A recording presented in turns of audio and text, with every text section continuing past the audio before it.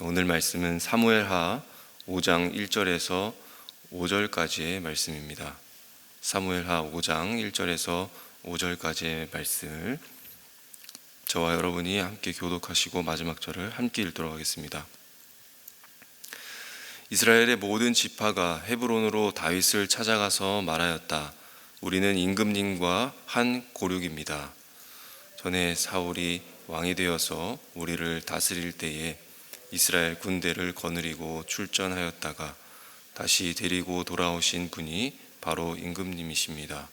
그리고 주님께서 내가 나의 백성 이스라엘의 목자가 될 것이며 내가 이스라엘의 통치자가 될 것이다 하고 말씀하실 때에도 바로 임금님을 가리켜 말씀하신 것입니다. 그리하여 이스라엘의 모든 장로가 헤브론으로 왕을 찾아오니 다윗 왕이 헤브론에서 주님 앞으로 나아가 그들과 언약을 세웠다.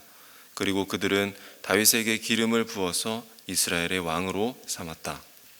다윗은 30살에 왕이 되어서 40년 동안 다스렸다. 함께 읽겠습니다.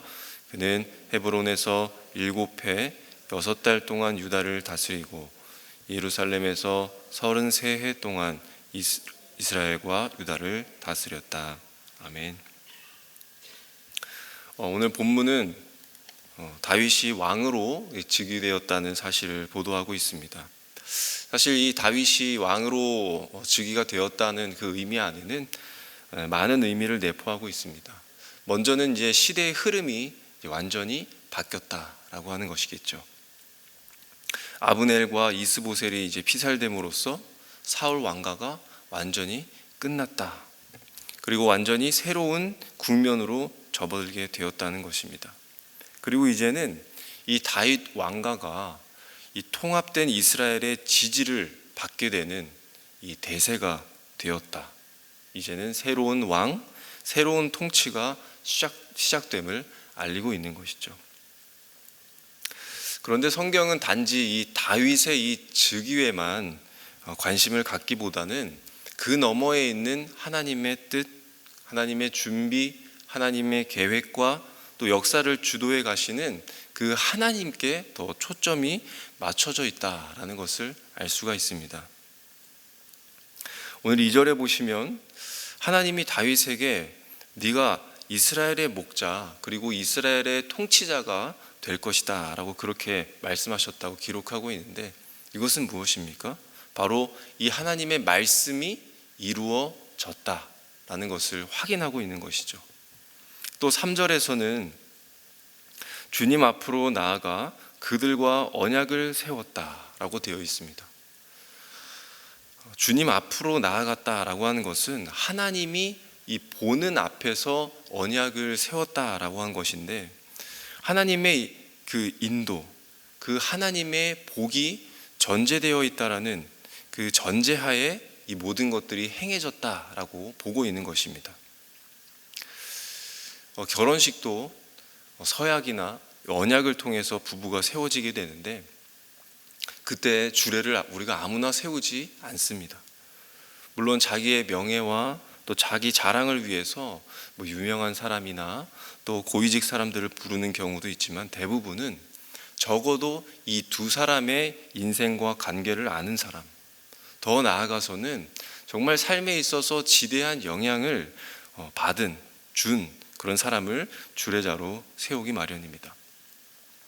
이처럼 오늘 이 거해지는 이 왕의 즉위가 바로 그런 것인데, 다윗과 이스라엘을 잘 아시는 그 하나님 앞에서 이 모든 것이 처음부터 하나님에 의해서 계획되고 실행된 결과였다라고 하는 것을 밝히고 있는 것입니다.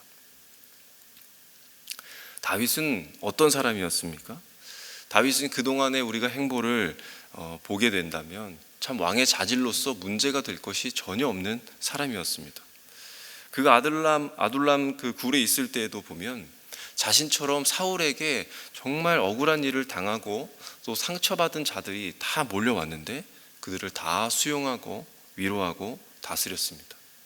또한 그는 사울을 죽일 수 있는 2번의 절호의 기회가 있었는데도 불구하고 그를 살해하지 않았고, 또 자기 곁에 있는 모든 사람들을 다 동역자로 생각하며 지내왔습니다. 만약 다윗이 여기에서 자기의 힘으로 스스로 왕이 되려고 욕심을 조금만이라도 냈다면 오늘 이 말씀처럼 이 아름다운 즉위가 성사되지 않았을 것입니다. 이러한 또 모습을 통해서 또 성경이 무엇을 말하고자 하고 있습니까? 다윗은 자신이 왕으로 즉위하기 위해서 인위적인 그런 노력을 기울이지 않았다는 것입니다. 다윗은 왕이 될 걸 분명히 알았습니다. 하나님께서 내가 너를 왕으로 세우겠다라고 분명히 말씀하셨고 그 증거로 기름 부음까지 받았기 때문입니다. 다윗은 그 의식을 달고 살아가면서 한 번쯤은 왕이 되고자 욕심을 내봤을 것인데 그렇지 않았다는 것이죠. 그 굉장히 어려운 일을 이 다윗이 했다는 것입니다. 그들의 일상은 모든 것이 다 기회로 엿볼 수 있는 것이었을 것이고 또 모든 일이 이제는 본격적인 이 왕으로서의 출발 신호로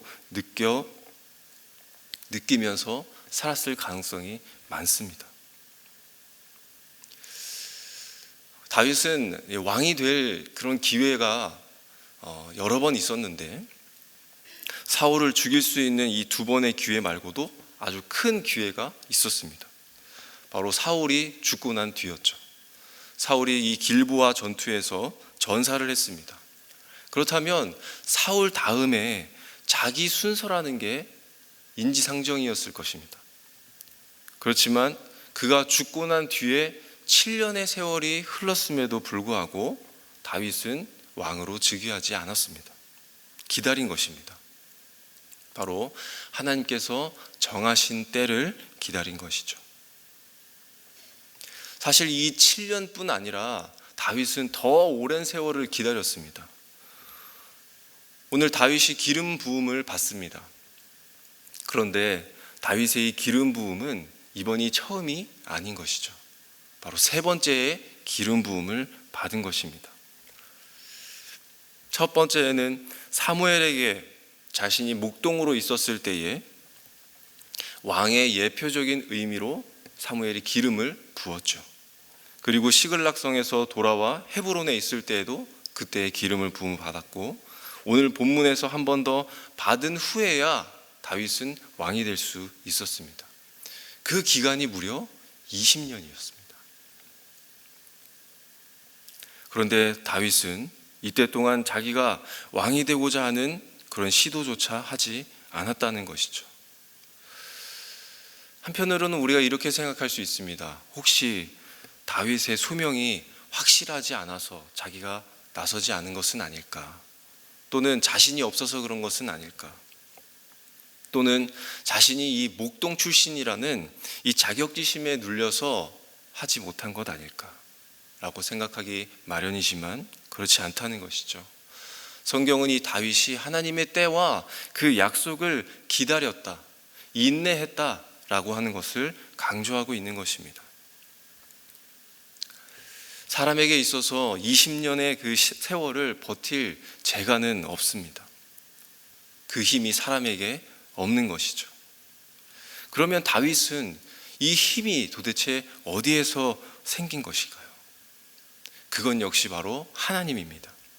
이 모든 일이 하나님으로부터 출발한 일이고 하나님으로부터 비롯된 것이기 때문에 다윗은 버틸 수 있었던 것입니다. 우리가 다 경험해 보지 않았습니까? 자기의 뜻을 세우고 자기가 온 힘을 다해서 이루어 간다는 것이 얼마나 힘든 일이고 그것이 불가능한 일이라는 것을 우리가 잘 알고 있습니다. 우리의 힘은 한계가 있기 때문에 그 진행하는 일들 모두가 딱 나만큼만 진행이 되고 나머지는 다 무산되기 마련입니다. 우리의 뜻은 어쩌면 20년이 아니라 이틀, 2주 만에 바닥이 납니다. 더 나아가 길면 2달, 2년 그렇게 하루하루가 마지막인 것처럼 무리하게 힘을 주어 살게 되다가 결국 우리는 쓰러지게 될 것입니다. 다윗은 자기에게 하신 그 하나님의 약속과 섭리를 대망하며 살아가는 그 삶을 살았습니다. 이것이 그의 힘이었고 오늘날 우리가 살아가는 삶에 꼭 필요한 삶이라는 것입니다. 이 힘이 하나님의 때를 기다릴 수 있는 힘이 됩니다. 이 거룩한 삶의 힘이 우리 성도님들의 삶의 힘이 되시기를 간절히 소망합니다. 오늘 또 마지막 절에 보시면 다윗이 이제 다윗이 왕으로서 즉위한 후에 그 통치 기간을 다 합해 보니 40년하고도 6개월을 통치했다고 기록하고 있습니다. 다윗이 왕이 된 후에 그 나라는 어떻게 되었습니까? 더 부흥해져 갔습니다. 이것은 어떤 것을 보여주냐면 하나님이 함께 하시는 자의 결과라고 하는 것을 말해주고 있습니다. 사울은 하나님이 떠나가심으로 인해서 실패했다라고 그렇게 비춰보고 있는 것이죠. 그렇다면 우리의 성공은 어떤 것이라고 할 수 있겠습니까? 40년 6개월 동안 이 행하였던 이 다윗의 왕의 통치 기간을 보면서 그러면 우리도 이 왕위에서 오래도록 왕노릇하는 것인가? 그것이 우리의 성공인가? 그렇지 않고 왕 대신 하나님과 함께 한다는 것이 바로 우리의 삶의 성공이라고 이야기합니다. 그렇다면 누가 하나님과 함께 할 수 있는 자가 될 수 있습니까? 성경은 다윗에 대해서 이렇게 이야기합니다. 사도행전 13장 22절에 하나님의 마음에 합한 사람, 다윗을 하나님의 마음에 합한 사람이다 라고 그렇게 이야기하고 있습니다. 하나님의 마음에 합한 사람이 하나님과 함께 할 수 있는 것이죠. 하나님과 함께하는 사람이, 그런 삶이 우리의 성공이다라고 그렇게 이야기합니다. 말씀을 맺겠습니다. 어떤 간증자가 하는 간증을 들은 적이 있습니다. 그가 하나님에 대해서 이렇게 표현했습니다. 우리 하나님은 과속하지 않으시는 하나님이시다. 자기가 경험한 바 역시 하나님 자기의 뜻과 하나님 자기의 계획대로 정규 속도를 맞춰서 내 삶을 진행해 가신다라고 하는 그런 고백이었던 것 같습니다. 우리는 하나님의 뜻보다 나의 뜻을 더 중요시하며 하나님 앞에 과속을 요구한 건 아닌지 그런 것들을 생각해 볼 필요가 있어 보입니다. 그리고 우리의 모든 삶의 전쟁, 그것이 육적으로나 영적으로나 그 치러야 할 싸움 앞에서 단 한 가지 힘과 무기가 되는 것은 바로 하나님의 뜻, 우리에게 약속하신 말씀, 우리의 어떠한 상황에 빠져 있다 하더라도 이 한 가지를 붙드는 싸움을 우리가 반드시 치러내야 한다라는 것입니다. 우리 사랑하는 성도님들, 우리는 앞의 일을 미리 살아볼 수 없는 자들이기 때문에 오늘의 이 말씀이 위로가 되고 힘이 될 줄로 믿습니다. 하나님의 뜻 그 하나로 다윗의 인생을 지도하시고 인도하셨듯이 앞으로 일어날 모든 일조차도 하나님의 뜻을 간구하는 일밖에는 없는 그런 승리하는 삶의 비결을 우리에게 알려주고 있습니다. 하나하나가 다 우연처럼 보이고 우연히 일어난 것처럼 보이지만 그 과정들이 지금 다윗에게 모아지는 것을 보게 됩니다. 그와 마찬가지로 우리 역시 나의 그 과거의 시간표 속에서 하나님은 또 오늘의 때와 다음의 때를 예표하고 준비하고 또 계획하고 계신다라는 이 사실을 꼭 기억하시길 바랍니다. 우리가 이 놀라움을 기억함으로 내가 하나님과 함께하는 자, 내가 하나님의 마음에 합한 자로서 오늘 그 단 한 번의 승리, 오늘 단 하루의 그 승리와 성공을 위해서 열심히 싸워가시는 우리 성도님들 되시기를 간절히 소망합니다. 오늘 이 말씀을 좀 기억하면서 기도하시고 그 후에 우리 다음 세대를 위해서 기도하는 시간을 갖도록 하겠습니다. 하나님, 하나님의 뜻으로 살아가는 우리 다음 세대가 될 수 있도록 하나님 인도하여 주십시오. 자기의 뜻과 또 의지로 자기의 힘으로 일궈낸 그런 삶들을 자랑으로 여기며 성공으로 여기며 자부하며 살아가는 이 시대의 풍조 속에서 하나님의 뜻이 얼마나 위대하고 큰 것인지 아는 세대 되게 하여 주시옵소서. 더 나아가 이 소소한 자신의 일상이라 할지라도 큰 성공은 없다 할지라도 하나님의 마음에 합한 자로 살아가는 그 그리스도인의 명예가 얼마나 고귀한 삶인지 깨닫는 우리의 다음 세대가 되도록 하나님 인도하여 주십시오. 이렇게 기도하시겠습니다. 또 우리 교회를 위해서 기도하실 때에 하나님께서 세우신 우리 은혜샘물교회가 하나님의 뜻을 따라 움직이는 교회로 더욱 세워가 주시옵소서. 하나님의 계획과 통치 안에서 때를 기다리며 선한 싸움하는 교회가 되게 하여 주시고 또 세상의 빛과 소금의 역할을 충만하게 감당해내며 하나님께 합한 교회, 하나님의 기쁨이 되는 교회로 인도하여 주시옵소서라고 우리 함께 마음 모아 기도하신 후에 각자의 기도 제목으로 기도하시고 돌아가시도록 하겠습니다.